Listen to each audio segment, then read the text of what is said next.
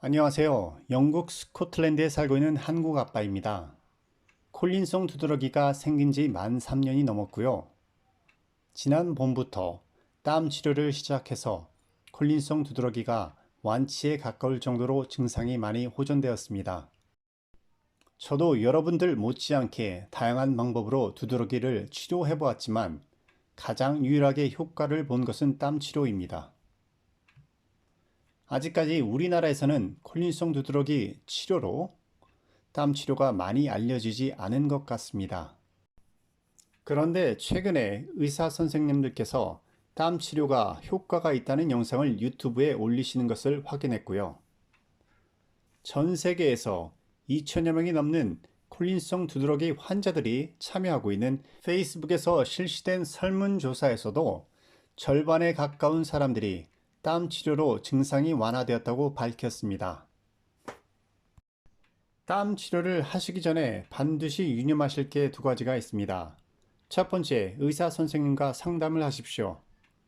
콜린성 두드러기 환자들 중에 갑자기 체온이 올라가면 쇼크로 인해서 기절을 할 수 있습니다. 외국의 경우 의사의 입회하에 땀 치료를 시도하기도 합니다.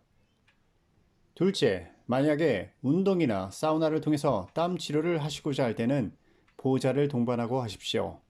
만약에 기절을 했을 경우 도와줄 사람이 필요합니다. 제가 가장 많이 받는 질문 중에 하나가 바로 운동을 해도 땀이 나지 않는다는 것입니다. 저도 2년 동안 수없이 도전을 했지만 단 한 번도 성공을 거두지 못했습니다. 방법도 몰랐고 요령도 없었습니다. 여러분들의 이해를 돕기 위해서 땀이 나는 과정을 물을 끓이는 것에 비유를 해보겠습니다. 물이 끓으려면 물이 끓는 점인 섭씨 100도에 도달해야 합니다.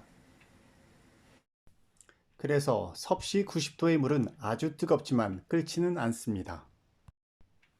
이제와 돌이켜보니 제가 땀을 흘리려고 운동을 했을 때는 물의 온도로 치면 섭씨 50도에서 80도에 지나지 않았던 것이고요. 저도 나름대로 고통을 참고 열심히 했다고 스스로를 위안하면서도 나는 땀이 나지 않는 사람이라고 굳게 믿었습니다. 그런데 어느 무더운 늦은 봄날에 딸 아이를 데리고 인근에 있는 강가에 걸어가야 했습니다. 스코틀랜드의 날씨가 흐리기로 유명한데요. 일주일에 이틀은 비가 내리고 사나흘은 구름이 끼어 있어서 해가 가끔씩 뜨는 날에는 모든 사람들이 일광욕을 즐깁니다. 딸아이도 그날따라 강가에 가서 물놀이를 하고 싶어 해서 저도 큰맘 먹고 따라 나섰습니다. 한 손에는 양산을, 다른 한 손에는 찬물이 가득 들어있는 분무기로 얼굴과 목, 그리고 팔뚝, 다리에 물을 뿌려가면서 한참을 걸어갔죠. 강렬한 직사 광선 때문에 마치 용광로 옆을 걸어가는 것처럼 온몸이 미칠 듯이 따가웠습니다. 하지만 끝까지 걸어서 강가에 도달했습니다. 그리고 등에서 송글송글 땀이 맺히는 것을 경험했습니다.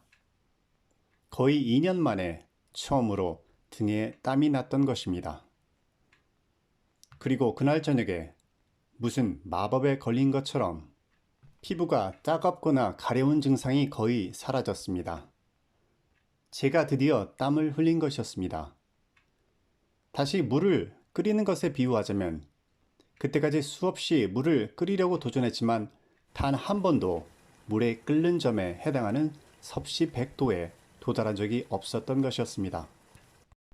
그래도 한 번 신나게 고생하고 증상이 완화된 것을 경험하고 다음날부터는 거의 하루에 한 번씩 30분 정도 시간을 내서 집안에서 두터운 옷을 입고 홈 트레이닝을 하거나 실내 자전거를 탔습니다.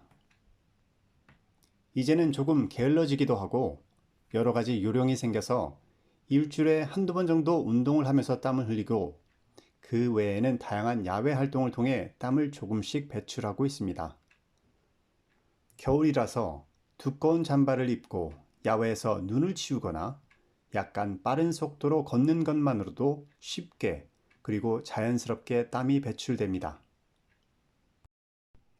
제가 2년 동안 수없이 도전했지만 실패한 요인을 정리해 보면 첫째, 운동을 할 때 반바지, 반팔을 입고 선풍기를 틀어놓고 했습니다. 이는 마치 물을 끓이려고 하면서 찬물이나 얼음을 냄비에 계속 들어붓는 것과 같습니다. 둘째, 격한 운동을 했습니다. 그래서 도중에 쉽게 지치고 동기유발도 힘들었습니다. 물도 끓이려면 센 불로 5분 정도 가열을 해야 합니다.